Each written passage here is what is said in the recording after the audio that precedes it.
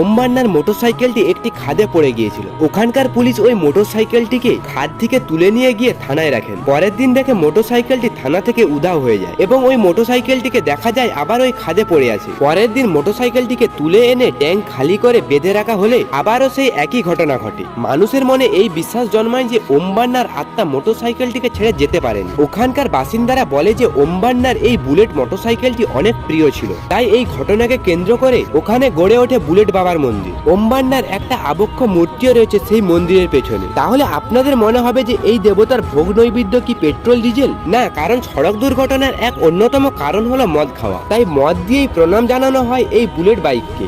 বাবার আশীর্বাদ মাথায় থাকলে নাকি এড়ানো যাবে দুর্ঘটনা, এমনটাই ওখানকার ভক্তদের বিশ্বাস। তাই নিরাপদ যাত্রার জন্য সেফ ড্রাইভ সেভ লাইফের দেবতা মানা হয়। বন্ধুরা, আপনারা কি এই বুলেট বাবাকে আগে থেকেই জানতেন? তাহলে কমেন্টে অবশ্যই জানাবেন। আর এরকমই ভিডিও পাওয়ার জন্য চ্যানেলটাকে অবশ্যই সাবস্ক্রাইব করবেন।